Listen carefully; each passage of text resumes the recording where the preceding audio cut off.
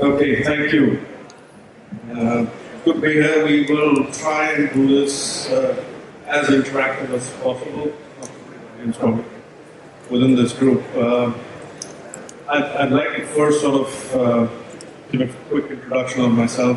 This is a panel of actually bankers with the exception of Melissa, so she's got a very different point of view which she brings to this, but a lot of people would recognize this panel as people who work in a very legacy industry, if you want to call it that, but are at the forefront of reinventing what this industry can do in future. And I think many of these institutions, they've got lots and lots of technology, lots of business and process activities in this geography. And they are reinventing in the way they actually leverage in India. My background has been in this industry with two banks. Currently, I work with EY in the financial services advisory practice, and quite keen to get the perspective. Why don't we start with you, Jennifer? Sure. As introduced, my name is Jennifer Doherty. I head HSBC's cash management innovation team for Asia. I'm relatively new to the region as a whole, having just moved to Singapore 6 months ago, so I'm finding a lot of interesting things on the ground here since I arrived. My name is Nikhil Mehta. I head the strategy division at Mahindra in India and also look after the innovation agenda for the firm. Last 1 year has been quite exciting for us. We launched India's only capital markets and investment banking accelerator program, and I do see some of our startups out in the room, so great journey so far. Hey, thank you for being here and thank you for inviting me. I'm Varun Sridhar. I have very recently moved back to India. BNP Paribas has acquired Sharekhan, so that's what I do for a living. I'm on board of the company. We are about to launch our consumer finance setup. So we have a brokerage arm, a mutual fund arm, and we are about to launch a consumer finance NBFC. That's what I do. Melissa, again, grateful to be invited on this panel. The reason is that I've worked with several corporates to help them set up their India innovation programs or make early stage investments relevant to their global strategy, including a bank. Hi, Rajiv Kulara. I'm with Barclays. I'm heading the markets post-trade function, which is basically on the fixed income and equity derivative space, middle office, back office, and the prime business. Thanks, Rajiv. So I think if I can start with this question, a lot of the perception around the FinTech environment is as you work with the ecosystem over here, it tends to be retail focus is the perception that you have. And I think I would love to get Rajiv, yours and Nikhil's perspective, and Jennifer, is that you're all dealing with corporate investment banking, global markets, liquidity activities. How have you looked at this and what do you observe? Not just in India, but maybe across the world, what do you observe? Yeah, I'll have to go first. As I mentioned, I've been I would say, very pleasantly surprised in some instances since I've come to Asia to see what's going on ground here. Some things I think could do with a little bit of work. Like I find it quite funny in Singapore, for example, you have to go to the ATM of the actual bank that you bank with in order to withdraw cash, which to me was entirely confusing the first time it happened to me when I hit Singapore. But I think from Asia's perspective, I certainly see far more activity on the ground here, far more engagement with corporates, far more engagement with FinTechs, RegTechs, InsurTechs, pick a name and stick in front of tech and you've probably got it. Then I have probably observed it in the other regions that I have been in and have dealt with. So I think Asia generally, and especially India, when we're just chatting about this in the green room beforehand, is far more willing to take risks, and real risks, in order to try and make something work than probably what I've seen in other areas. Not exactly so I'm glad you agree, but that's certainly been my observation since I've arrived in. So what we have observed over the last 1.5 years, on the retail side, you lots of times find startups which are handling love, right? Meant for solutions that you are looking at, but on the capital markets and investment banking side, primarily given Asia, including India, the markets are not as developed, especially the bond market side, right? So, but from that angle, I think what I found in India, which is quite fascinating to Jennifer's point, startups are quite keen to look beyond what they are doing or what they were meant to do, since inception. So what we've done at our end is to work with startups to focus on their technology, and we provide the use case based on what we know. So in terms of our domain, it's a real co-creation of a new use case which startup didn't think about, let's say, a year or a year and a half back. So in some ways, it opens up a new paradigm for the startups, but it does require startups taking a lot of risk. But there are a few examples in the room and the startups that are working with us. I think what they're doing with us, they've never done before, but so far it's been quite a good journey. Hi, actually in Barclays, we have an accelerator program called RISE, along with Zone Startups, and last year as part of the cohort, we had about 10 startups that we were working with. Most of the startups were more suited to the retail side, but we worked with 2 or 3 of them on the investment banking side. And what the experience with them was pretty interesting. The only thing that they obviously lack is they don't necessarily have the domain experience. And in some cases, the amount of data that is shared with them, that can become challenging because they've probably not worked with such large data sets. So that is the thing that is a big change for them. But other than that, from a technology perspective, from a skills perspective, I think they're quite good. And obviously they're quite nimble compared to us as bankers. So from that perspective, it's very interesting. It's a great, so a few messages up there. One is the fact that adoption of the technology in the startup and co-creating the sort of corporate investment banking space and actually providing the scaled use cases is something which comes out of that. Colin, now you've got a very, very different perspective from a retail side of it, but possibly one of the most fascinating free hands, at least what bit of what I heard from your back globally. It'd be great to hear your story. So maybe the free hand that we talk about, so I work with BNP Paribas, which is very large. And obviously for fintechs to survive in a large bank like ours is next to impossible. And that's the hard truth, right? It's very difficult to do business given our compliance norms. So when we acquired Sharekhan in India, for us it was a big move because for us it's a fintech. And very recently, maybe I'll give you 2 examples which will make sense. The first one is a robo-advisor. So we always knew we wanted to do a robo-advisor in India focused on mutual funds. So we had 3 options in front of us. One to work with our German counterparts who had recently done a project. So it's taken them about 2.5 years and a lot of money. The second option was we code ourselves. So the company I work for in India, Sharekhan, has lots of coders. So we have about 200 people who just make software all day long. And so we said, why not use them? And the third was to work with a startup. We met a very interesting team. There were 3 people, 3 very intelligent young Indians from Bombay. They knew their stuff. They came in. Between the first meeting and going live commercially, we took 60 days. So now the robo-advisor is officially live. It's called New. And it's fully partnered and powered by our IT partners. When we started, we said, let's get started. Let's see if commercially there's a proposition. If it works out, we will go ahead and then help the fintech, help the startup, get IT, get financial support, get people support. So now we fully support them. But between, just as an example, my German counterparts, as I was mentioning to you, have taken about 2.5 years to do the same and they still haven't gone live. So that's maybe the first example. The second one is we are launching a consumer finance setup, and we agreed that we will not use one piece of IT or software from anywhere in the group. So we've fully gone local. So we are only looking at local Indian vendors, and we finalized a lot of it.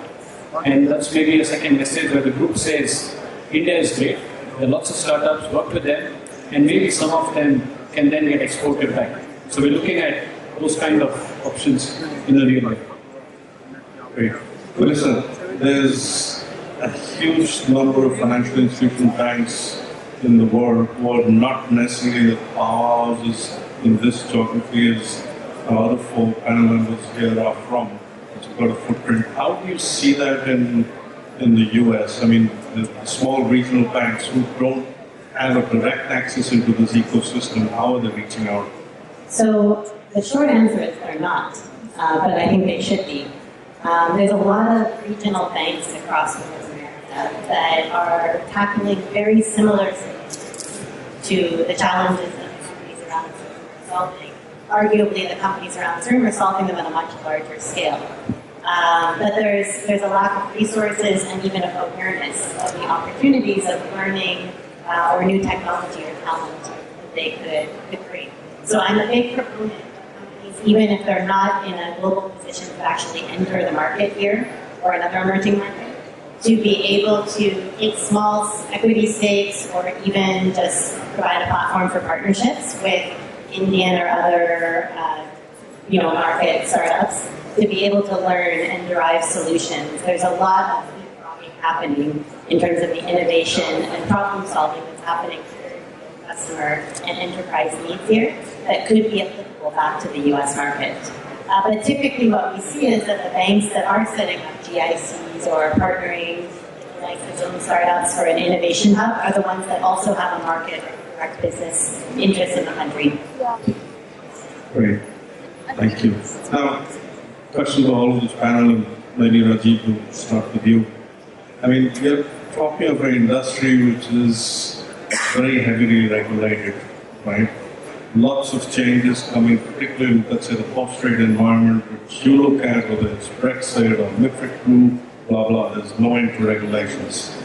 How do you take this story back into your bank and the over-regulated environment we are in today? You had regulatory interactions, and because at the end of the day, you would represent that view and stand up for the startups over here.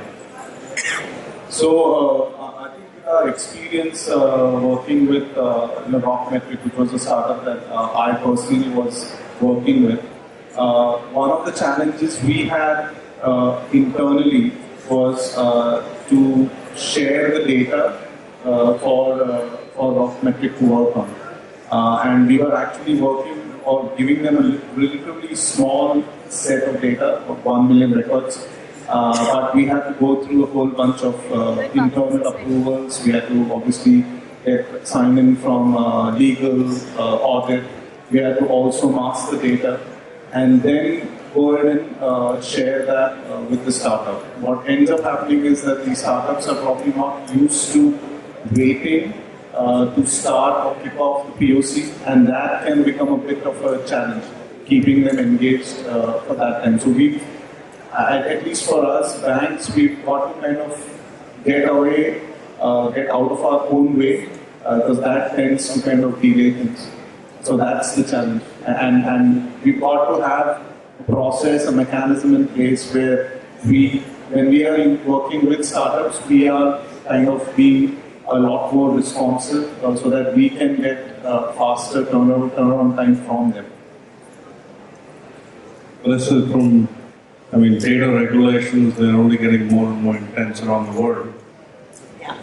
So the only 2 quick points I think on that. One is that that's absolutely true that data localization is becoming a big trend around the world. So all of this kind of cross-border idealism that we're talking about becomes the case. And then the caveat to my earlier point about how much global corporates can learn from what's happening in India right now is everybody is extremely interested in India SAC and the open interoperable API platform on which many of these startups can build. But that's not exactly transferable to markets where it's not that easy to do KYC. So it would be interesting to see sort of more reasons for regulatory dialogue, et cetera, for the learning to transfer so that fintechs can work across borders. I think I'll just add to that, because I think we can't underestimate the role that regulators have to play in making this digital innovation environment a success. They have a huge role to play, and I think we've seen some of that turn already. And we were talking inside of my last role was actually a liquidity role, and I spent a lot of the time in front of the regulator explaining the various reasons we make decisions about our liquidity ratios, and I'd say it was a little less than fun, whereas now most of my interactions with the regulators, depending on the country, is pretty good. They're collaborative, they're looking to push the boundaries with us, to help us, to enable us. I think that's extremely important. The data part is absolutely an issue, it's a challenge, but again, you've seen countries like Singapore and India, who are working together, both regulators, to just explore what the art of the possible is. And that's not the only corridor that's looking at. There are many, many corridors, and I think the more of those we have, the better it will be for us as banks, and then as a result of our client base can only benefit from that. In our experience, I think we are quite honest to believe that, maybe for the first time or second time, right? It's not something which our compliance team has done it or, improved over the last 20 years. So there is, what we try to do at our end is rethink a bit, that what is the minimum possibilities, maximum possibilities in terms of minimum governance around the data, either in terms of startup onboarding. So we actually ended up rewriting our rules that how do we handle startups, either in terms of the onboarding. We go to the stringent process of checking qualification of these startups and trying to just treat them our employees, or do we have some sort of fast track arrangement? And similarly, from a data perspective, creating sandboxes. So we have found some elements of the agile approach, but still the crux of client data isn't sort of the lot that is regulatory dependent. So hopefully, as the ecosystem improves over time and becomes mature, I think some of these issues can be addressed. But I think it's a bit of a journey. Maybe a different point of view. I think from a regulation is reality. Banks are large institutions are better equipped to manage it. That's typically my first message to younger companies, saying let us manage what we are better at, you manage what you are better at. So the thing what at least personally I've noticed in India over the last 18 months is making partnerships is really difficult because trust is such a big factor that it doesn't really pan out. So you have a lot of meetings, but in the end nothing happens. So one approach maybe that we've started taking now is to work with our younger companies and say you're invited, allow us to manage compliance, allow us to manage regulation, come and sit with us because at the end of the day, we sit on a client base, we are able to put the funds in, we are able to manage the regulator much easier and use us as your regulatory advisor. So doing that for them allows us to kind of get them going faster because otherwise, as long as we keep having discussions, you're a partner and I'm a bank, you'll never understand what it means to be us. And we'll never understand your frustration of not knowing that we have a compliance officer sitting on our head. Right? So the only way we manage to solve it is that our compliance officer is yours. Use it, but come and sit inside. Bring your laptops in. We set up a sandbox, a safety environment for you. And that's much better. But then what I noticed in India, so I was working in Poland before and in Turkey, it's far easier to convince a small company because they're willing to trust you. They're willing to come in on the contract. They're willing to be flexible with their terms. In India, it's not so true. Everybody wants to do everything on their own, and eventually it never comes through. So I've had a tough time filtering between meeting people and actually going live because trust is not getting built. Okay, that's an interesting observation. So, changing track a little bit, right? All of us, including my organization, we run sort of multiple sort of innovation FinTech environments where we collaborate with the ecosystem. In the case of EY, I've got 12 great spaces around the world, right? Including one in Trivandrum in India. Now, in a previous business context within banks, there's a bit of a strategy quarreling about letting 1,000 flowers bloom, right? And then you start strapping off and narrowing down on your business. How do you look at the environment globally across your FinTech engagements? And then what extent are they competitive? How do you share so you're not duplicating any thoughts? The response is really simple. It's done in an agile way. You could put governance around it. You can put meetings around it. You can kill somebody's diary by ensuring that everyone gets together once every 2 weeks or once every month.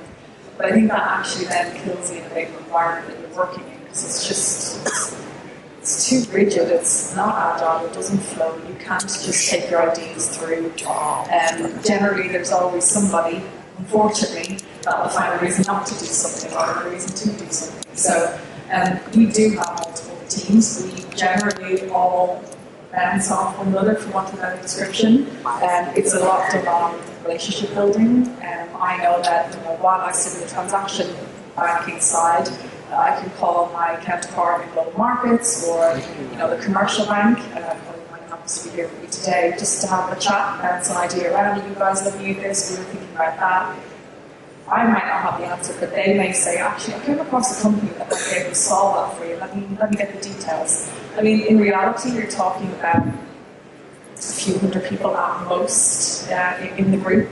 That may sound like a lot, but for a bank that's 250,000 employees, it's really not. And you can actually communicate quite a lot, quite effectively, without bringing into account the old waterfall approach to any type of project management, which I kind of shudder at when I think about it now in the context of innovation.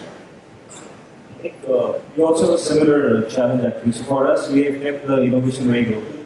So we have around 5 or 6 innovation teams globally in major locations of the world. It does come with this duplication issue. We do get questions that we need to look at the same energy company in different locations of the world and ultimately go with one or two. But I think if we, what we realize is if we don't do that, and if we just have one single global gatekeeper of technology, which is going to take at least 5 months to approve that startup, and then by the time the startup moves on, the solution has already been implemented in some of the banks. So I think the speed is fail fast, run fast. Speed is the key here. So from our side, we are kind of living with this conscious approach that it needs to be regionalized. And also the startups are local, so the regulations are also different from India to Korea to Singapore. So you can't really have a head office approach on this. And I think so far it's been good, but organizations do catch up on governance and central policy. So a lot of the stock which happen in the global bank. So let's see how it goes. But for us, it's a regional model. Maybe an example. So very recently we started using a German startup which is doing an HR application to upload resumes and they process everything into data, whichever format. It was easier for me personally being in India to partner with a German company because they just had everything figured out with another group entity. So they had basically signed up, compliance done, they knew how we work. Between talking to them and getting the contract up and running and going live on my site, about 30 days for the first POC. And then 90 days later, we signed the first contract. And now we are finally commercially going live with them. So the whole process took 6 months. So from that perspective, very, very fast. The reverse now, the effort we are making, we just entered India. The effort that I have as a mandate to send back to the group some Indian companies. The single biggest challenge, at least we are seeing as of now, is as follows. I have a great use case in Poland for an analytics use case on consumer finance. And I know an Indian company does a great job of it. And I met them, they do a great job of making the right scorecards, and they're super good. Now the problem is, the startup is not willing to understand the Polish environment, language, etc., etc. So we bridge the gap a bit saying, you know what, we'll manage language, we'll manage compliance, we'll manage everything, but you need to put your first foot forward also. And we cover you financially, but we can't cover your time. Right? There's one thing we can't do, but we are willing to cover your expenses, etc., etc. But that's not so easy. The market locally is big.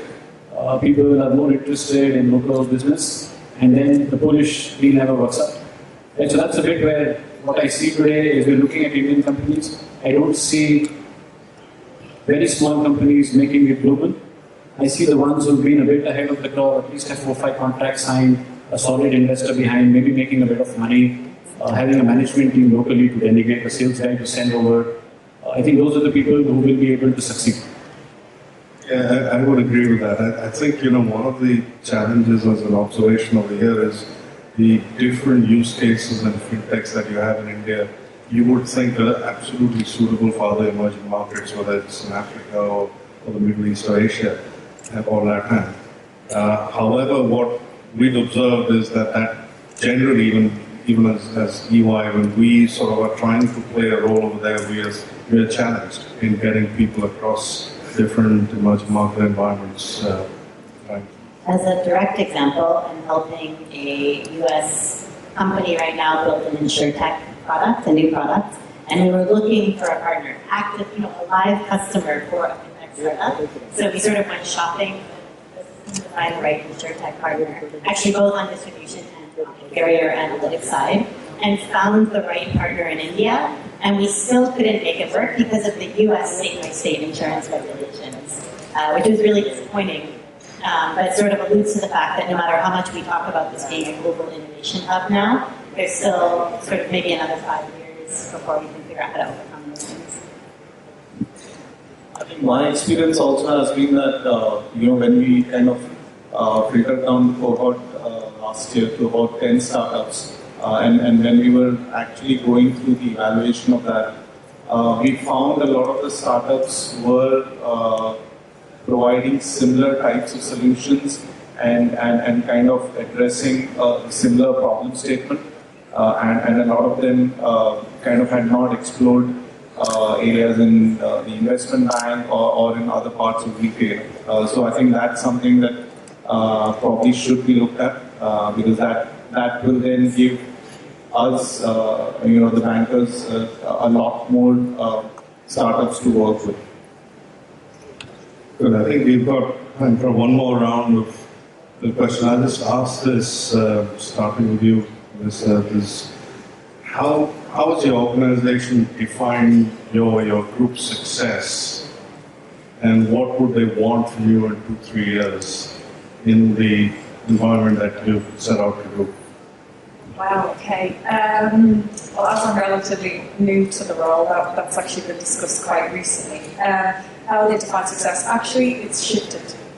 So again, when I was thinking about this, if I go back maybe 2 or 3 years, if I had turned around to the head of my business and said, thank you very much for that $20,000, it's gone and the idea didn't work, it's failed, so we'll just move on to the next thing. That would have been an absolutely horrific conversation for me to have. So I suppose the definition of success is not making 20 things work really well, finding these great ideas and getting them to market. It's also equally, well, how many things didn't work? And many things did you push to the side, that you did a POC that didn't actually work out the way you wanted them to. That's also a measure of success, what we're doing, because kind of the new mantra, which is shocking in an old bank, is, if you're not failing, you're not trying hard enough. And so that's actually become part of my own personal objectives as well, given to me and my team, is you need to demonstrate the things you've tried and the things have also failed. I mean, obviously, look, everybody wants to come to market with that one amazing idea that changes, I won't say changes the world, but certainly changes the lives of the corporate treasurers that I would deal with on a day-to-day basis. I mean, we're not doing heart surgery here, but some things that would make their life easier, that absolutely there are things that we want to do and that we can replicate. So again, they are a global bank, but we have country focus, we have regional focus, and we have a global focus, right? What areas to focus on. So when you're looking at things, yes, you're looking at it from the country that you're in, but you need to be able to take that and replicate that to benefit the other parts of the group as well, and that's really important for us. So if we could do that and start failing a bit more, I think that would be deemed a success from where I'm sitting anyway. Just to add, I think very similar to what HSBC thinking, but one of the key reasons why banks are also required to focus about innovation is also the need of the hour. If you look at from a cost perspective, most of the banks have reduced costs over the last 5 or 7 years, especially post-crisis. But what we left with is largely structural costs. And structural costs can't go away, if you do your technical costs you would have done over the last few years. So banks are actually really need to work with startups to find some solutions which they can't do. And on the revenue side also, the fees are drying up and nothing is growing that easily. Banks also need to find new avenues to partner with the startups to create a new vertical for them. So banks are talking now about new asset class called crypto, so it can be a rates equity credit into crypto, right? So what is the so I think from that perspective, I think banks also need to be okay if at least try. If you fail, it's fine. If you succeed, then we're going to be lucky. But if you don't try, then we don't move forward. We rather move backward. So I think that also is probably pushing banks to improve. Maybe there's a BNP Paribas answer and then there's a personal answer. The BNP Paribas answer would be, hey, let's do all FinTechs because it's the cool word to do. I think every global bank today wants to be cool, wants to say we are younger, we are like you, we are not, and that's the hard truth. My personal takeaway from India would be, I think I would be personally happy going back from here not having wasted startups' time beyond the point. I think it's very necessary. We've learned it the hard way. We used to have a BNP Paribas International Hackathon, we still do. We've learned the hard way that these hackathons are very cool, great PR, but it doesn't work if you're wasting everybody's time and energy. It costs a lot of time, energy, and effort. But at the end, if nobody is benefiting, neither the customer, nor me, nor you, there's an issue. So what I would love to go back from India with is at least one startup or maybe two, which we've actually worked with, where they've made some money out of it. My customer has had a smile on his face and we've made some money. because I think that's the hard truth. At the end of the day, we are now trying to come down from saying it's cool to do work with startups, to come down and say, hey, let's at least get one off the ground. Because one or two off the ground and really having significant business from us is far better for everybody around the table. So that's my personal measure of success. So, great messages, because it's a bit like failure is a lot more acceptable, but equally I think we do need those one or two successes. Agreed, yeah. I think I'll go with what Varun is saying, because for us, we are looking at the hit rate from successful POC to a successful implementation, and I think that is key. The startups are quite nimble, but do they understand the business problem, and also are we giving them enough space to kind of provide the solution, and are we able to integrate them into the way we are working? So I think that it's a challenge, and I think if we are able to do that for one or two startups, I think it will be a good success story. Melissa? And then the flip side, so for the corporates, that's the case, and I'd say a measure of success for all of this innovation investment on behalf of corporates would be for the startups themselves, that the ratio of really great marketing to really great products with actual product market fit starts to tilt a little bit more. So there may be a little less PR and a little more sort of companies that we see actually deliver results for the companies in which they're partnering with. Yeah, and with that, I think fascinating panel. I've enjoyed every little bit, and I'm sure all of you have got that feedback. I think we'll have questions later on and put to us. I don't think we have time for that right now. Thank you all. Been fascinating. Thank you.